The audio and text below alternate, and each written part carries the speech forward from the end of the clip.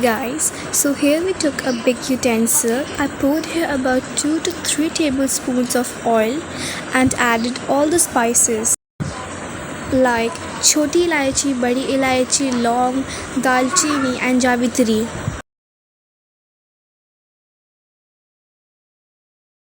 Then we slide it in our onions. We have to cook them until everything becomes golden brown. But before that, we have to add some tezpatta and sauf and jeera. Just like this, when everything is cooked, we will add the chicken and mix everything together until all the spices wrap it around.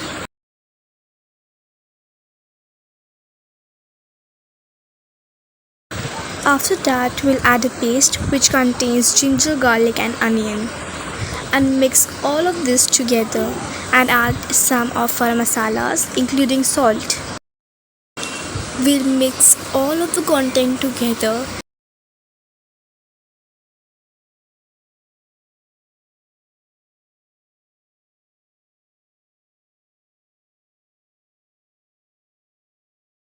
After a few minutes, we will add a curd and again mix it together and cover it until it gets cooked perfectly. When everything is perfectly cooked, we will add our rice. Before adding a rice, you have to wash it, of course. Then after adding a rice, we will have to mix all of the things together.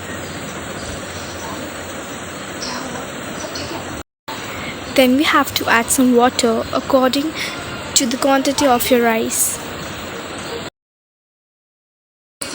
Then again we have to mix everything together perfectly. The chicken, the rice and the spices have to get along with each other perfectly. Then we have to cook everything together on medium heat so the rice and the chicken could get perfectly cooked. And voila! Your Pakistani style Peshawari chicken pulao is ready. Enjoy it with your loved ones. Till then, take care and bye.